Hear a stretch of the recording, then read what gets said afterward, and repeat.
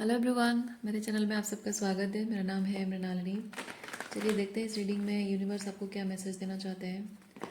ठीक है universe, please बताइए जो भी कलेक्टिव इस रीडिंग को देख रहे हैं उनके हाईएस्ट गुड के लिए आप उन्हें क्या बताना चाहते हैं। Thank you for your grace, thank you for the love, thank you for abundance, thank you for healing, thank you for transformation, thank you for guidance, thank you for clarity, thank you for validation, thank you for protection. ठीक है universe, thank you thank you thank you. ये readings general reading है, तो जितना resonate करता है उतना ही देखिए, और जो रेजोनेट नहीं करता है कोई बात नहीं। आप मेरा चैनल विजिट करिए, उसमें आपको अभी बहुत सारे वीडियोस मिल जाएंगे। जो भी टाइटल आपको पसंद आए आप देख सकते हैं, शायद उसमें आपके लिए कोई मैसेज हो।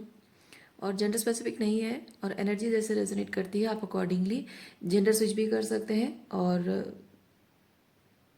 रोल रिवर्स भी कर सकते हैं। Okay, maturity.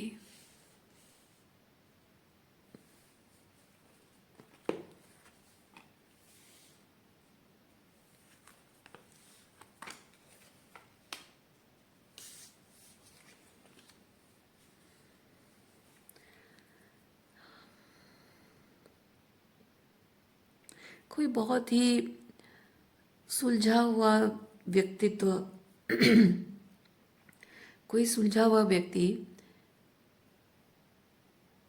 जिसकी बातें बहुत सही लगती हैं, कोई ऐसा व्यक्ति है जिसकी बातें बहुत सही लगती हैं और आपको वो कन्विंस कर पाता है कि वो जो कह रहा है वो चीज़ आपको करना चाहिए, और आप उसकी बातों में आ भी जाते हैं। पर जबकि ये कार्ड कॉम्प्रोमाइज़ को बताता है, तो मैं ये चीज़ फील कर रही हूँ कि वो जो भी कहता है करने के लिए आप करते हो, आपको कुछ फ़ायदा नहीं देता है, उसको फ़ायदा देता है। दूसरा चीज़, आपका ये पर्सन जो है, जो भी बड़ी बड़ी बातें करता है, वो बातें आप पर एप्लीकेबल होती हैं, आप अप्लाई करते हो, मानते हो, उसको सही लगता है। लेकिन एग्जैक्टली वही सिचुएशन में जब वो खुद होता है और वही चीज़ जब आप कहते हो कि आपने तो कहा था कि ऐसे के वैसे टाइम पे ये करना चाहिए, तो why don't you try that, तो वो पर्सन कहता होगा कि मुझे मत सिखाओ मुझे क्या करना है, मुझे तुम्हारी कोई बात नहीं सुननी है, मुझे सही लगेगा मैं वही चीज़ करूँगी या करूँगा। इस तरह का कोई पर्सन है।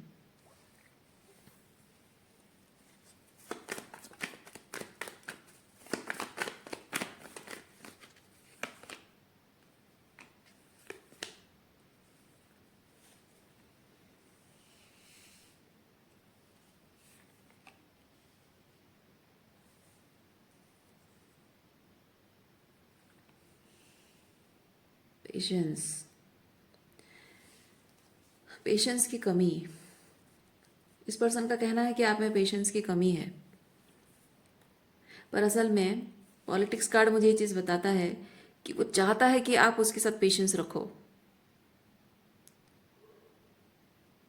वो चाहता है कि वो जो कुछ भी कर रहा है उसके बावजूद भी वो सब कुछ चीज़ें आप चुपचाप सहते रहो।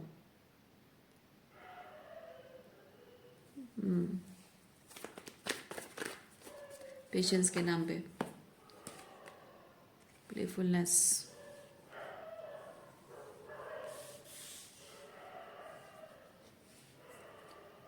इस पर्सन के दिमाग में ना बहुत कुछ क्रिएटिव आइडियाज़ आते हैं, जिस तरीके से वो आपको अपनी बातों से हमेशा कन्विंस कर लेता है।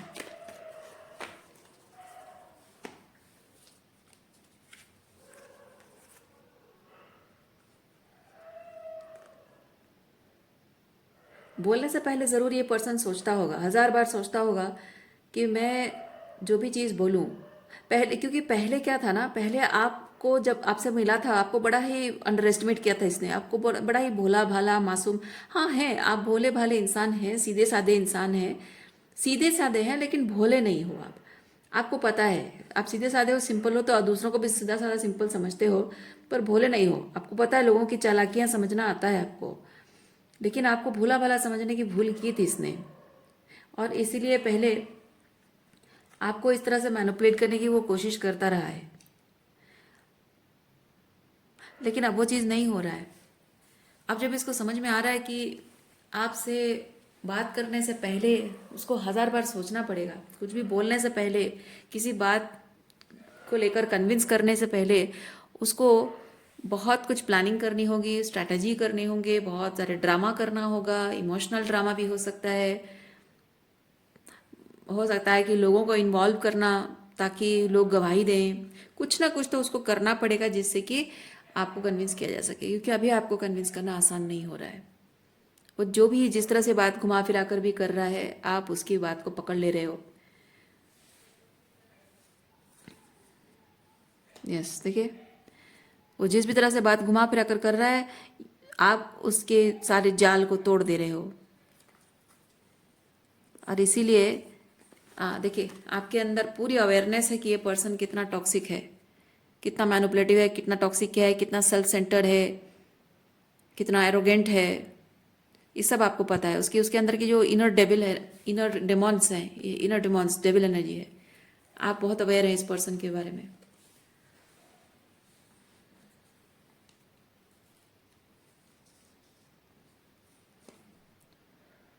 जजमेंट, अकाउंटेबिलिटी, अकाउंटेबिलिटी को रिप्रेजेंट करता है judgement. You are asking for accountability. और जब भी आप अकाउंटेबिलिटी की बात करते हो, ये कुछ ना कुछ बातें करके थोड़ा सा लाइट एनर्जी लाके आपको हंसा देता होगा, कि बातों को डाइवर्ट करने की कोशिश करता होगा, या खुद स्लिप होकर भाग जाता होगा, सिचुएशन से भाग जाता होगा, कोई ना कोई बहाने बनाता होगा, बात नहीं करता होगा।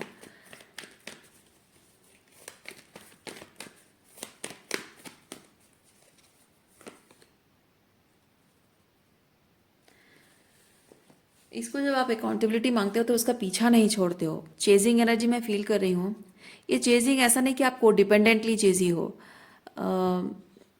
इट्स लाइक आपने कोई सवाल पूछा, उसका वो जवाब नहीं दे रहा है, अवॉइड कर रहा है, और आप दूसरे किसी टॉपिक पे वो चेंज कर रहा है, तो आप फिर से बात को घुमा कर, हाँ ये तो ठीक है, पर ये जो मैंने पूछा है इसका क्या, इसका तो जवाब दो। या फिर ऐसा हो सकता है कि जब वो कह रहा है कि हाँ एट्सेट्रा एट्सेट्रा है, ऐसा वैसा है, तो तुम थोड़ा सा समझ नहीं रही हो, थोड़ा सा मिसअंडरस्टैंड कर रही हो। अच्छा चलो ठीक है, फिर आप कहते होगे कि अच्छा चलो ठीक है, मैंने मिसअंडरस्टैंड किया। तो अगर ऐसा है, तुम्हारे कहने के हिसाब से ऐसा नहीं है, तो फिर ऐसा हो सकता है। तो अगर ऐसा है तो why don't you accept this, और why didn't you do according to this. तो इसका भी तो कोई जवाब होना चाहिए ना। तो अब इसका क्या करूँ मैं, तो मैं क्या समझूँ, ये समझूँ या वो समझूँ। इस तरह से आपकी वो कन्वर्सेशन आपको बात को घुमा फिरा कर उसी पॉइंट पे पहुंच जाते हो। वो चाहे कितना भी गोल गोल गोल गोल घुमाए, आप पॉइंट पे पहुंच ही जाते हो, और बच के भागने का कोई रास्ता उसको नहीं देते हो। ओके,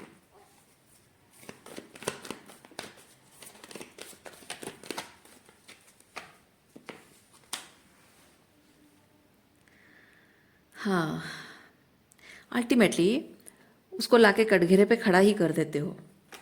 अपने आप को कटघरे पे खड़ा पाता देखकर ये इंसान बौखला जाता है, और कुछ न कुछ काम का बहाना,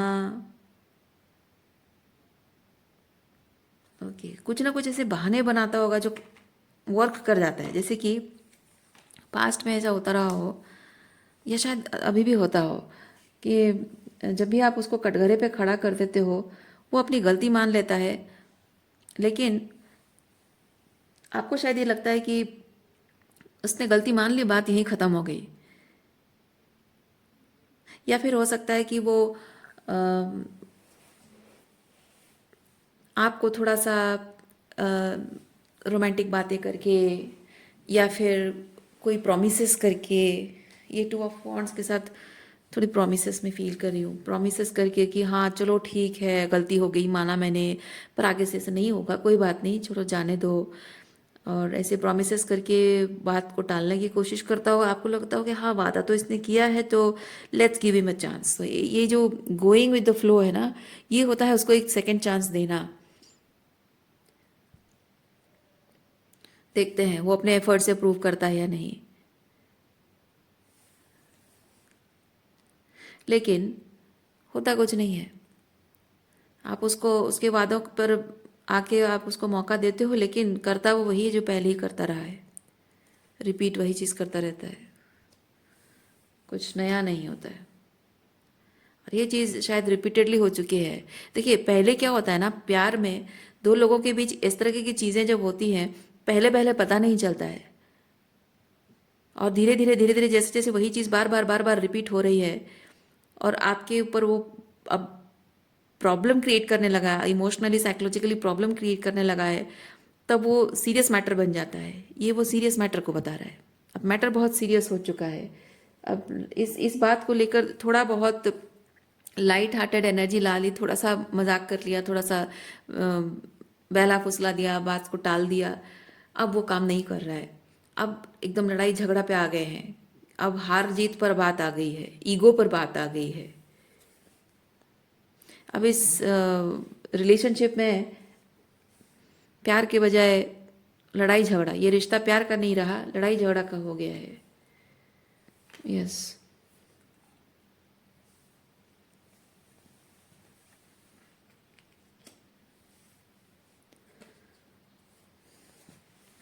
यूनिवर्स इस सिचुएशन के बारे में क्या बताना चाहते हैं आपको, चलिए देखते हैं।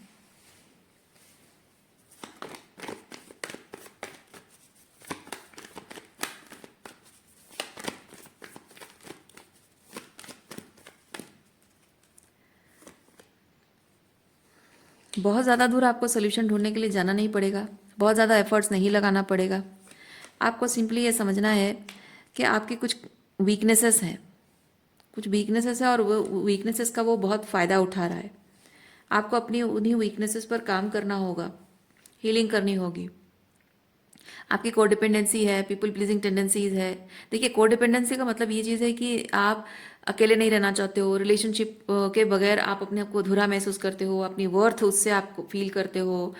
आप need I want to feel needed वाला एनर्जी आपके अंदर है, वो कोडिपेंडेंसी है। ओके। पीपल प्लीजिंग टेंडेंसी का मतलब ये चीज़ है कि आप ना नहीं बोल सकते हो, आपकी बाउंड्रीज बहुत लोअर है, आप किसी को दुखी नहीं कर सकते हो, आपको डर लगता है कि कोई आपको छोड़ के चला जाएगा। अगेन वही को डिपेंडेंसी की वजह से पीपल प्लीजिंग टेंडेंसी होती है। सो आपको लग रहा है कि मैं अगर उसे ना बोल दूंगी तो चला जाएगा, मैं अगर उसे अकाउंटेबिलिटी मांगू तो गुस्सा हो जाएगा, गुस्सा हो गया फिर नहीं आएगा तो क्या होगा, रिलेशनशिप टूट जाएगा, फिर उसके बिना मैं कैसे जीऊँगी। तो इस तरह की चीज़ें जो आपके अंदर है वो वीकनेसेस हैं। सो ये जो वीकनेसेस हैं ये ख़त्म हो सकती हैं। आप इसे पावर में ट्रांसम्यूट कीजिए, क्योंकि आप समझिए कि आपकी जो कोडिपेंडेंसी है या फिर पीपल प्लीजिंग टेंडेंसी है, उसको आपको ठीक करना, उसको हील करना है। आपको समझना है कि ये क्यों है, इतनी ज़्यादा आप पीपल प्लीजिंग क्यों करते हो, इतना ज़्यादा आप हर चीज़ पे यस क्यों बोलते रहते हो, हर चीज़ पे आप जो गलत चीज़ पे आप ना नहीं बोल सकते, क्यों नहीं कह सकते हो। किसी को उसकी टॉक्सिसिटी पर आप पलट कर जवाब क्यों नहीं दे सकते हो, किसी के टॉक्सिक बिहेवियर पर आप उसको डांट क्यों नहीं सकते हो। ये बात आपको समझनी होगी। इतना डर क्यों लगता है आपको, इतनी घबराहट क्यों होती है, अकेलेपन से क्यों डर लगता है। आप अपनी वर्थ, अगर अपनी वर्थ के लिए कोडिपेंडेंट हो, क्यों। एक रिश्ता टूट जाएगा उसके लिए मैं जिम्मेदार हूँ, सारी जिम्मेदारी आपको क्यों लगता है कि रिलेशनशिप में सारी जिम्मेदारी आपकी है, सामने वाले की जिम्मेदारी के बारे में आप कभी सोचते क्यों नहीं हो। ये सवाल आपको अपने आप को पूछना होगा कि हमेशा रिश्ता टूट जाएगा इसकी जिम्मेदारी मैं क्यों लेती हूँ, मैं क्यों सोचती हूँ। हाँ, आप अगर अपने आप से पूछते भी हो कि हाँ मैं ये जिम्मेदारी मुझे ही अकेले क्यों लेना पड़ता है, तो सिर्फ पूछ लेने से बात खत्म नहीं होती है। आपको समझना होगा कि आप अकेले ही जिम्मेदारी क्यों लेते हो। आपको ये समझना होगा कि आप गैर जिम्मेदार, इररेस्पॉन्सिबल, है ना, लोगों के साथ रहते हो। गैर जिम्मेदार इररेस्पॉन्सिबल लोगों के साथ रहते हो, और ऐसे लोगों के साथ रिलेशनशिप आप बिल्ड करते हो। हमेशा शायद आपका एक पैटर्न है जो इमोशनली अनअवेलेबल एंड इररेस्पॉन्सिबल लोग ही आपकी ज़िंदगी में क्यों आते हैं।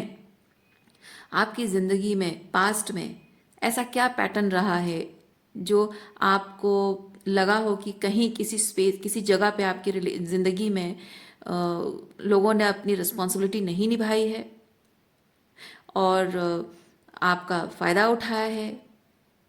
किस तरह से आपको मैनिपुलेट किया गया है, किस तरह से आपकी वर्थ को डिवैल्यू किया गया है, वो सब चीज़ों को आपको पकड़ना होगा, आपको समझना होगा।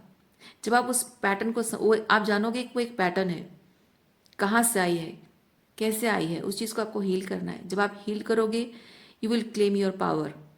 और ऐसे लोगों के साथ आपका रिलेशनशिप आपको ख़त्म करना है, इस पैटर्न के साथ जो भी लोग हैं उनके साथ रिलेशनशिप भी ख़त्म करना है। और आगे जाकर ऐसी एनर्जी आपकी लाइफ में ना आए, उसके लिए ये एम्पावरमेंट बहुत ज़्यादा ज़रूरी है। ओके, सो आज के लिए इतना ही है। उम्मीद करती हूँ इस रीडिंग से आपको कुछ क्लैरिटी मिली हो। मैं आपको नेक्स्ट रीडिंग में मिलती हूँ। अपना ख्याल रखिए, खुश रहिए, बाय।